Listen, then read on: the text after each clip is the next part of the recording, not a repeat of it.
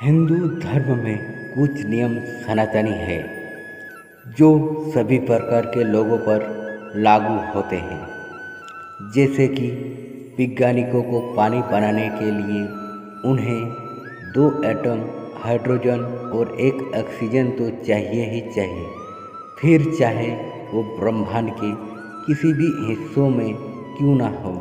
इसी तरह हमारे सनातन धर्म भी कुछ नियमों पर ध्यान देता है। ऐसा ही एक नियम है कि अंतिम संस्कार के बाद स्नान करना बहुत आवश्यक है। आइए जानते हैं इस विषय के बारे में।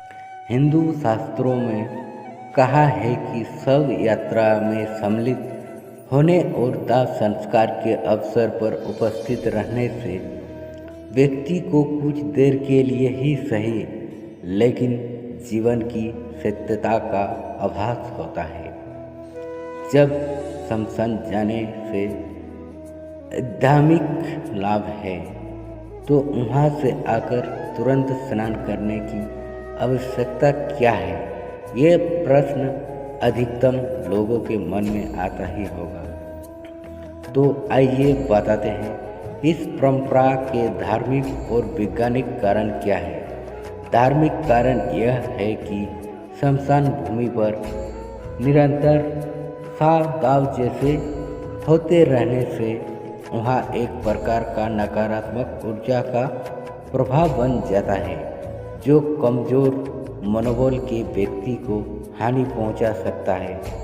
क्योंकि स्त्रियां अपेक्षाकृत पुरुषों के अधिकतम भावुक होती है, इसीलिए उन्हें शमशान भूमि पर आने जाने से रोका जाता है।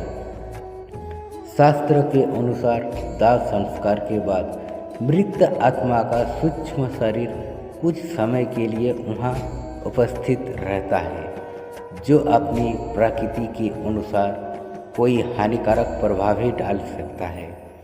वैज्ञानिकों कारणों के अनुसार मृत शरीर का अंतिम संस्कार होने से पहले ही वातावरण सूक्ष्म और संक्रामक कीटाणुओं से ग्रसित हो जाता है। इसके साथ मृत व्यक्ति भी किसी संक्रामक रोगों से ग्रसित रह सकता है, जिस कारण वहाँ पर उपस्थित लोगों पर किसी संक्रामक रोग का प्रभाव होने की संभावना होती रहती है। स्नान कर लेने से संक्रामक कीटाणु आदि पानी के साथ बह जाता है।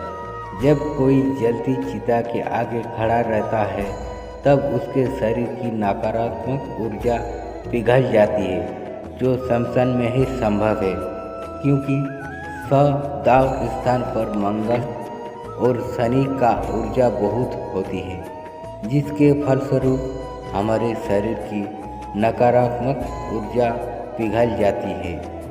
हमारे ऋषि मुनियों बहुत विद्वान थे और उन्होंने शमशान में बावड़ी या कुआं बनवाए थे और दाह समाप्त होने के बाद सभी स्नान कर नकारात्मक ऊर्जा से मुक्त हो जाते हैं। इसीलिए शास्त्रों में बताया है कि मंगल काम में ना जाओ तो कोई बात नहीं, लेकिन अंतिम क्रिया में अवश्य भाग लेना चाहिए।